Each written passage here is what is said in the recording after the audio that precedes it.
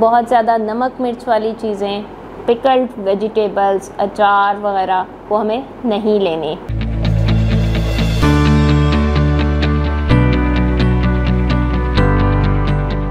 मेरा नाम डॉक्टर सुमैया सातिया है और ये वीडियो मैं रिकॉर्ड कर रही हूँ क्योंकि बहुत दफ़ा मुझसे ये सवाल पूछा जाता है, ख़ास तौर पे अस्थमा के पेशेंट्स की तरफ से, कि वो डाइट में क्या चीज़ इस्तेमाल करें, क्या चीज़ उनकी बीमारी को कंट्रोल करेगी और क्या चीज़ उनकी बीमारी को बढ़ाएगी।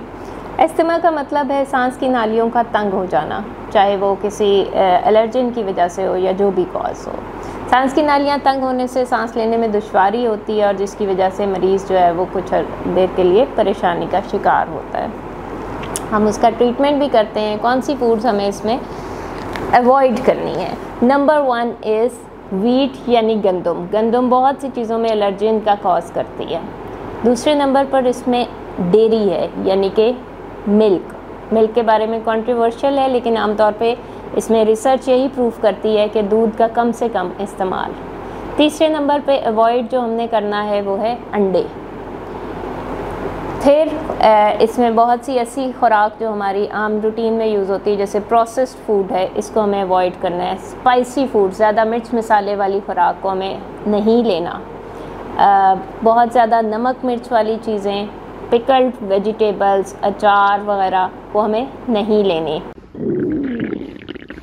लगता है बाजार के खाने बहुत खाते हो। जी डॉक्टर साहब, मैं ये मेडिसिन प्रिस्क्राइब कर रहा हूँ, वो आप ले लेना। अब कोई भी मसला हो तो मरहम से डॉक्टर की ऑनलाइन कंसल्टेशन बुक करो, क्योंकि डॉक्टर से बात होगी अब घर पर। इसके अलावा मशरूम्स का इस्तेमाल ना करें।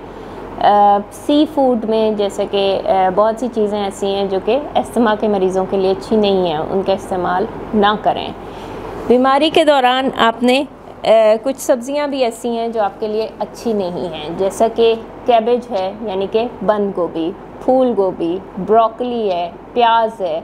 इन चीज़ों का इस्तेमाल कम से कम करें। बहुत सी ऐसी दालें हैं जो अस्थमा कॉज कर रही हैं या उसको एग्रीवेट कर रही हैं। जिस वक्त आपके मर्ज़ की शिद्दत का हमला हो उसको अवॉइड करें। वो कौन सी खुराक है जो अस्थमा के मर्ज़ की शिद्दत में हम ले सकते हैं या हमें लेनी चाहिए? नंबर 1 पे इसमें दालचीनी का इस्तेमाल, अदरक, लहसुन, पेपरमिंट का इस्तेमाल, शहद का इस्तेमाल इसमें बहुत मुफीद है। इसके अलावा फलों में आप वो फल जो मैग्नीशियम में ज़्यादा हैं, वो सब्ज़ियां जो मैग्नीशियम में ज़्यादा हैं, जैसा कि पालक है, केले, सेब,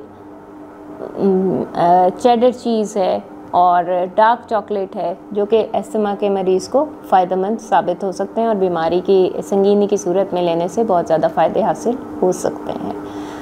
आज ही अस्थमा के मर्ज़ की सूरत में अपनी कंसल्टेशन बुक करवाएं और अपॉइंटमेंट लें और रब्त करें।